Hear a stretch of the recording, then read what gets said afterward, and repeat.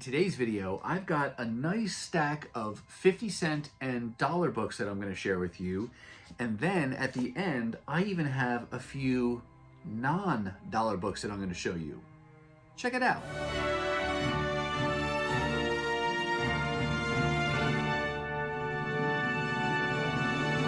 Hey everyone, and welcome to my channel.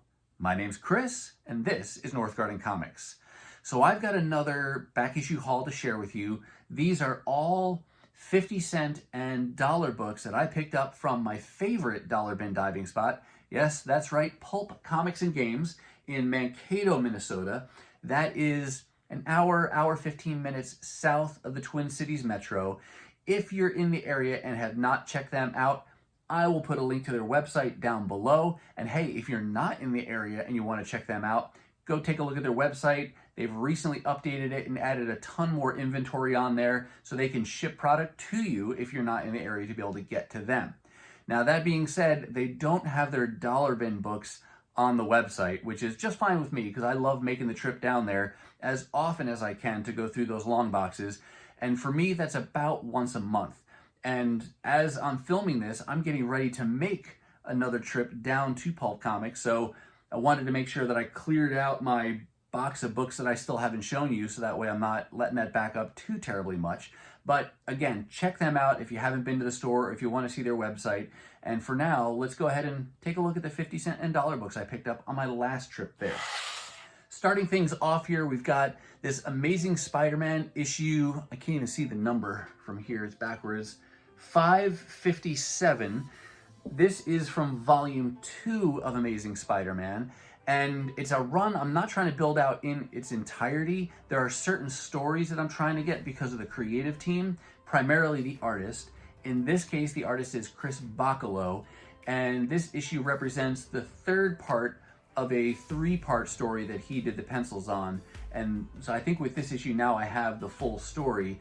This character here that he's fighting, I don't even know the character's name. It's some god from South America, I think. And if you're reading the current run of Amazing Spider-Man or have looked at the solicitations for upcoming issues, I think this guy makes a cover appearance on issue like 22 or something like that. Again, don't know his name, but I think this is, well, it's at least an earlier story featuring him. I don't know if it's the first story featuring him. I think it may be, but happy to have picked up this issue and completed this Chris Bacalo penciled story from this volume. Kind of in a similar way, got this issue of Amazing Spider-Man, issue 584. This is part 1 of a 4-part story penciled by John Romita Jr. This story is called Character Assassination, and again, part 1 of 4. I'm trying to think if I have any of the other parts of this one yet. I may not. I have to double check that. There's still several issues penciled by John Romita Jr. that I don't have. There's a whole run at some point in this volume that I'm missing and I'm still on the hunt for. But happy to have picked this up. And another interesting connection to the current volume of ASM is that John Romita Jr. is doing the pencils right now. So a lot of the same creative teams that we've seen for years still drawing some of these cool characters. Moving away from Spider-Man and over to some X-Men related books. The next 2 issues come from this Rogue limited series. I think this was 1997 when this came out. It was a 4-part limited series featuring the X-Men Rogue, and pencils I think are Mike Wieringo. And I don't know anything about the story here, but I just like Rogue as a character, and I love collecting the X-Men books. And the 90s were a huge time for the X-Men. I don't think this issue, does this issue really have it?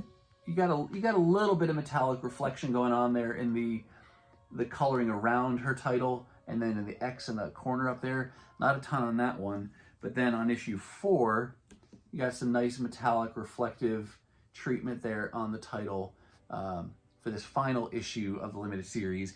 And with these 2 issues, I've now completed that limited series. So happy to have completed one more X-Men limited series.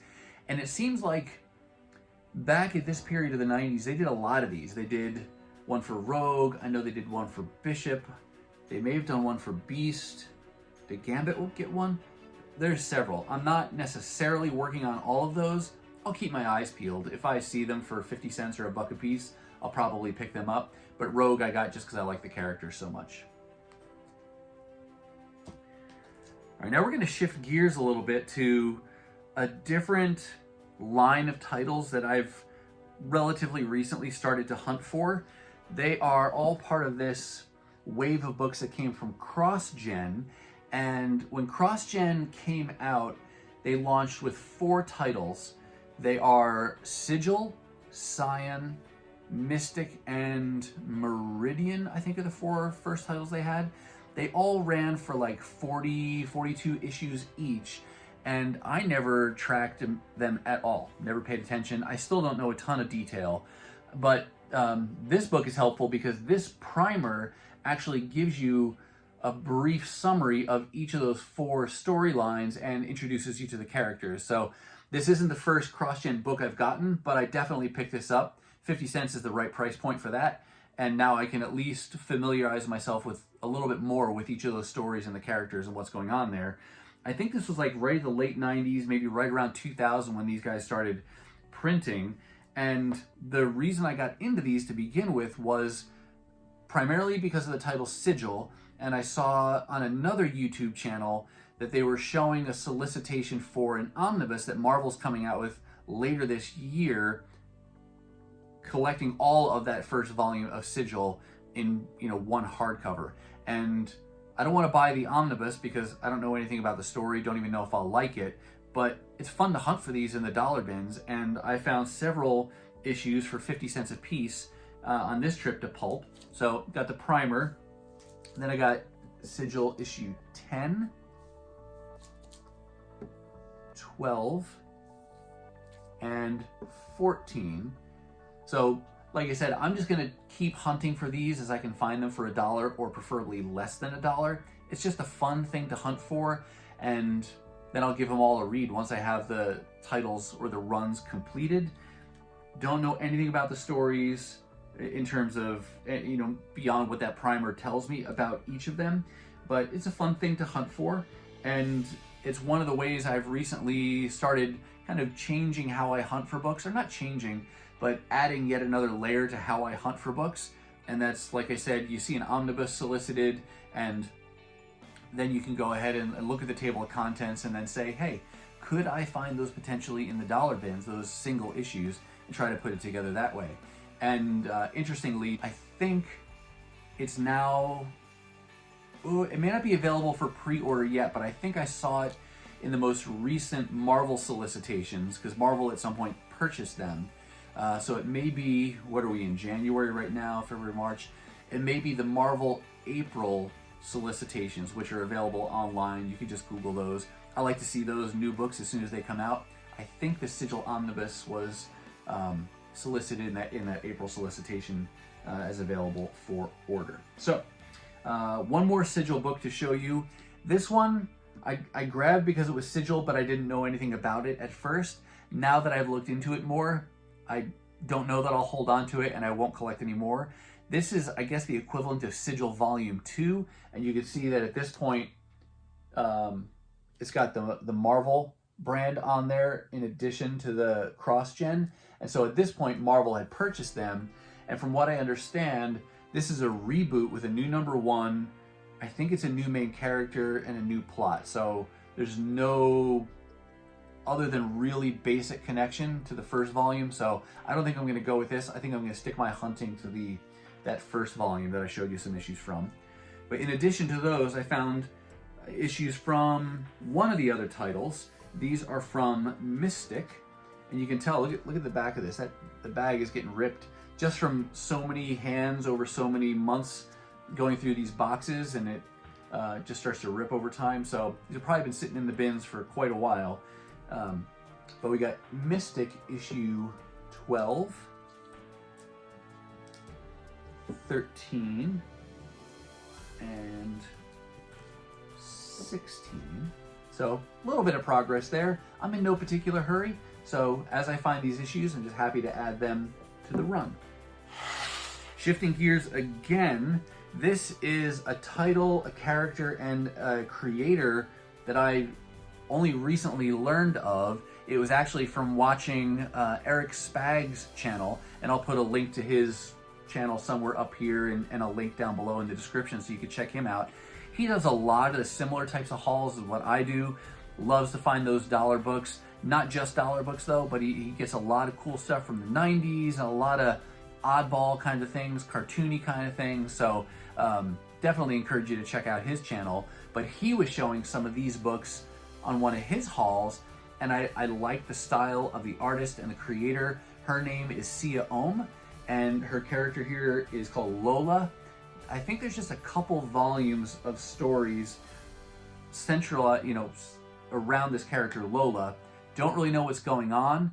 As I was looking at the books that I picked up, I guess it reminded me that when it comes to collecting, if you think about what is your draw to comic books, are you primarily interested in the art, or are you primarily interested in the story or the writing?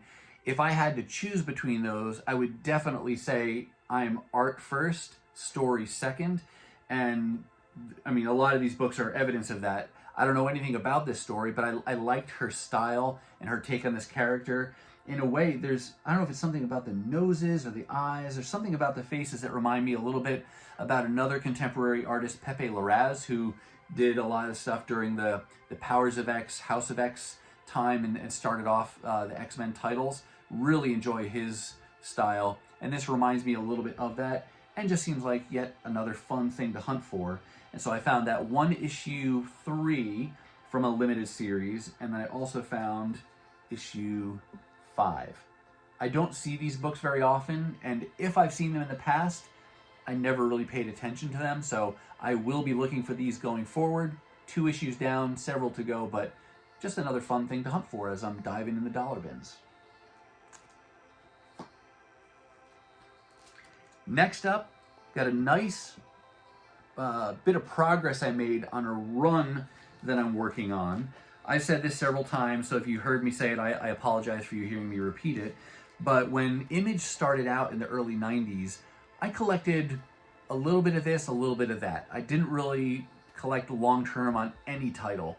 And here we are, fast forward to 2023, and maybe it's nostalgia getting me a little bit, but I still am flashed back to the early 90s when I see these Image titles, and they're not worth a lot from a value key perspective. So they're relatively easy to acquire. They're relatively easy to find because they printed a ton of these things. And so they're just fun to hunt for and fun to build out these runs. Again, I would say it's art first that I'm drawn to, and no pun intended, and then story second, because I love to look at the covers, I love to flip through the books, and once I complete the runs, then I'll read the stories as well. But the first thing for me is that art.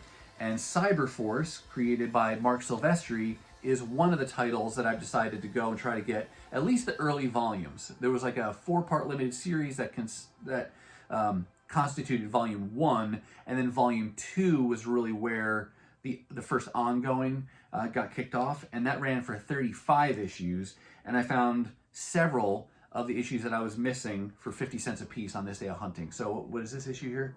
15.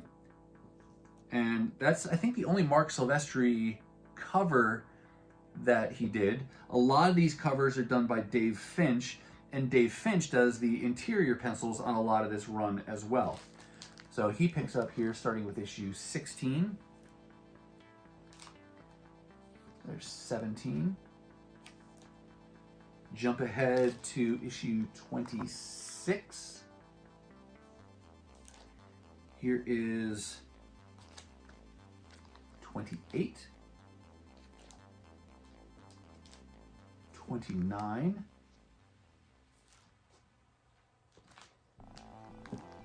32.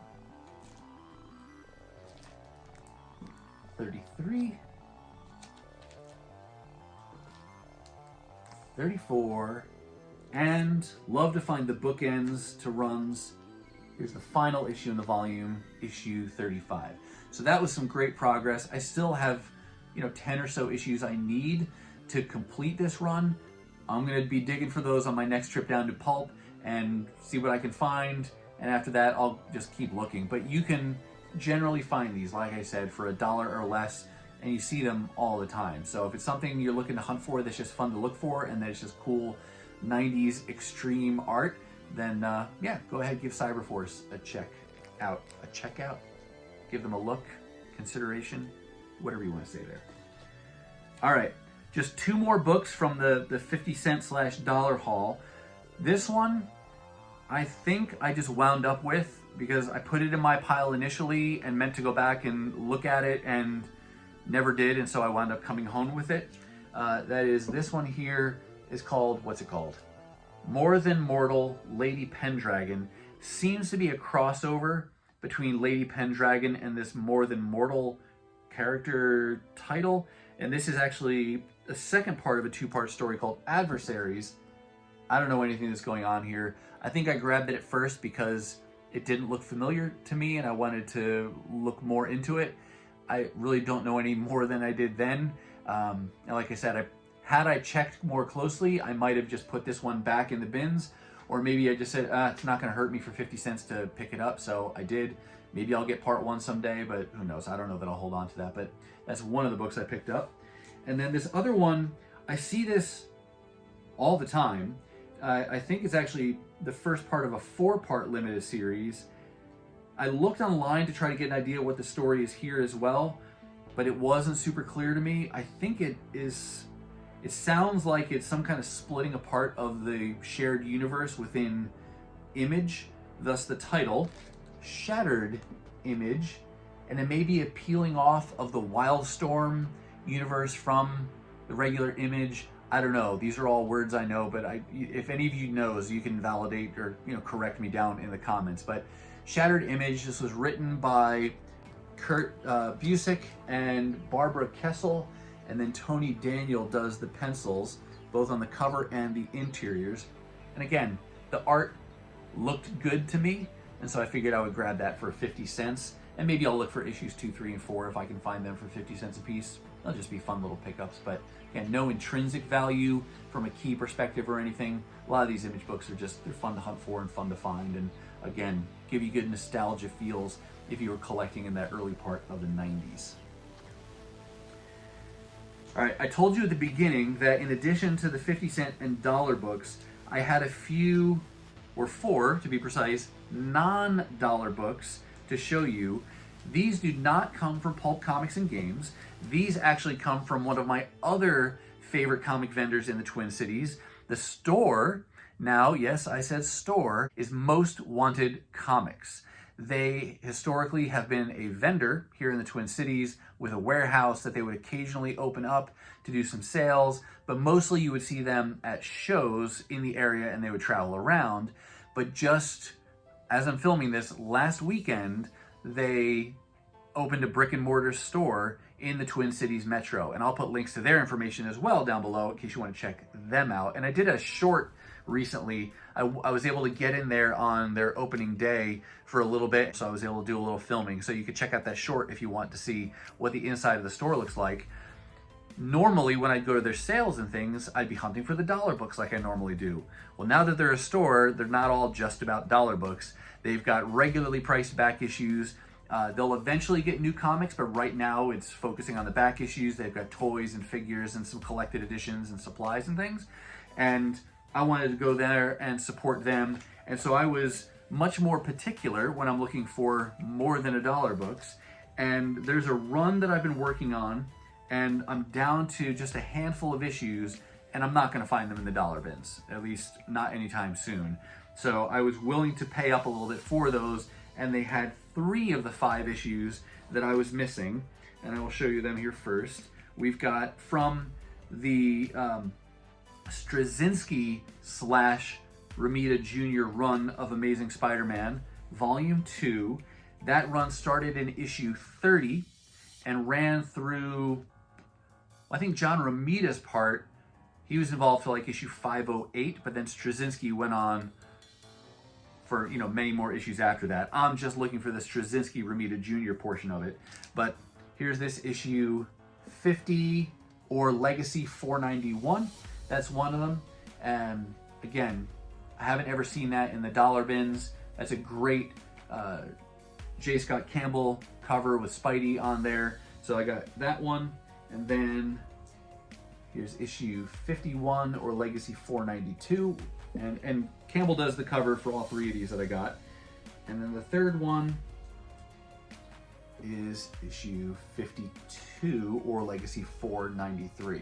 So more than $1 for each of those. I think one was $3, one was $5, one was $6, and then I had a coupon for 15% off.